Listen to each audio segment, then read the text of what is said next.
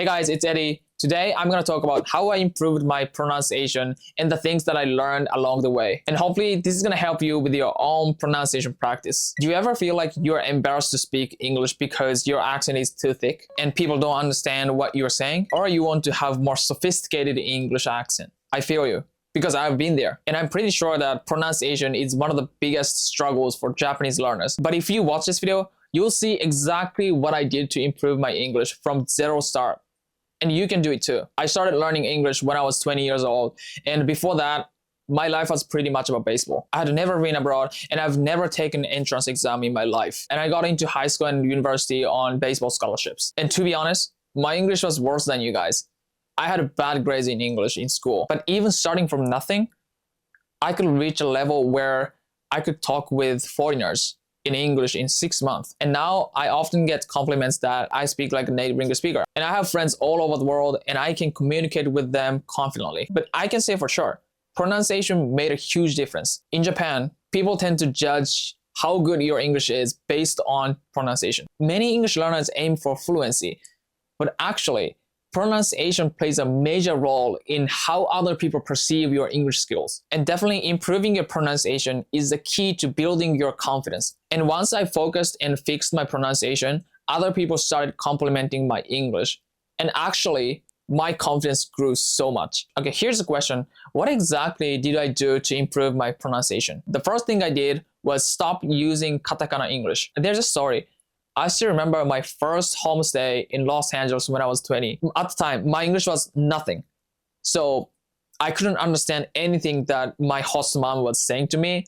So I constantly used Google Translation the whole time. And you know what was shocking? When I typed the words into Google Translation, I knew 90% of words that she said. Like these words, I studied them in high school for like vocabulary test. Even if I forgot the meanings, I've seen them like at least once. So I was like, hold on, I know these words, but why I can't understand them? And that's when I realized that the way I learned to pronounce English words was completely different from how native English speakers actually say them. In reality, Japanese people actually know a lot of English words. For example, coffee, liver, pencil, egg, water.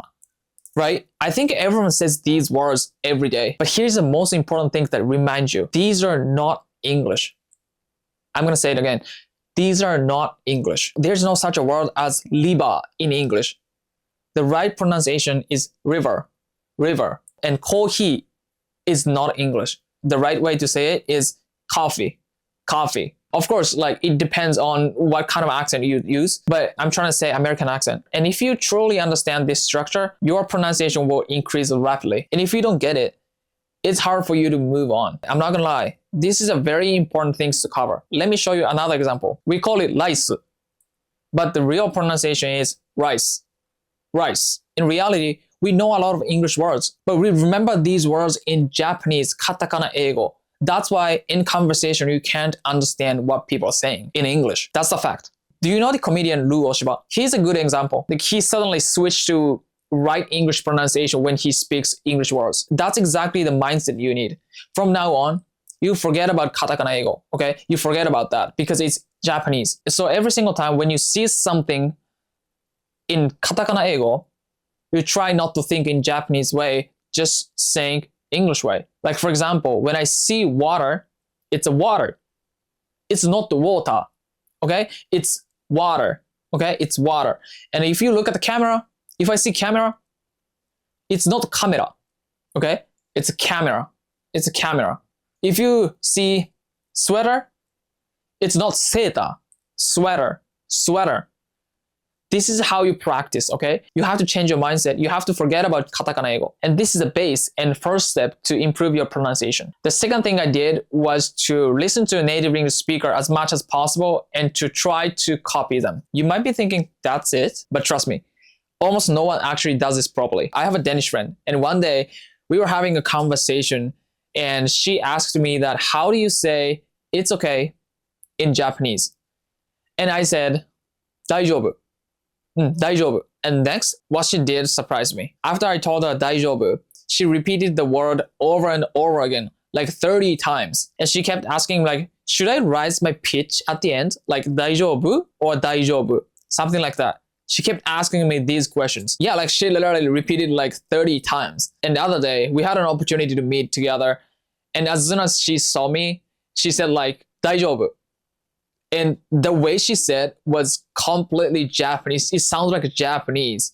And like, it was perfect. It was perfect pronunciation, like 大丈夫. The way, it's like the way I say. That was amazing. That was awesome. And she actually speaks 4 languages. And at the moment, I know exactly why she's good at learning languages. Most people don't put effort on copying someone. They repeat a word once or twice, and they will be like, I can't do it. I can't copy. Of course you can't. Of course. That's why you practice. Nobody can do it just repeating once or twice. You have to do it multiple times, at least 10 times or 20 times. Even her, she was just saying it, repeating it over and over again. It's like, it's over 30 times, right? And she speaks 4 languages. People who speak 4 languages even do that stuff. So we have to do it.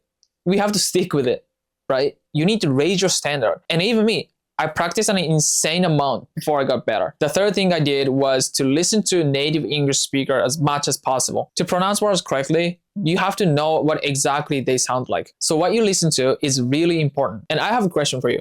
What kind of English do you want to speak? Who do you look up to? There are so many English accents in the world, actually, like American accent, North American accent, British accent, Aussie accent. There's so many types of accents in English. Do you want to sound like American or British or Aussie? And I personally like American accent because, you know, Hollywood star Zac Efron, I wanted to sound like him. I wanted to sound like his American accent. I wanted to talk in a way that he talks. So I only listened to American English while I was studying English. And I even avoided listening to non-native speaker because I wanted to input just high quality sounds. High quality sounds means American accent for me because I look up to American accent. So if you look up British accent, you better only listen to British accent, British English. Most people don't realize how important listening is. But think about this. If you grow up in Tokyo, you speak standard Japanese. But if you grow up in Osaka, you speak Japanese with Kansai Ben, Kansai dialect. Do you know why? It's because of what you hear every day. I just want to remind you guys, your input makes your output. And finally, the one thing that took my pronunciation to the next level was phonetic symbols. And actually, a lot of teachers say learn phonetic symbols first, but I disagree with it. I'll show you a phonetic chart.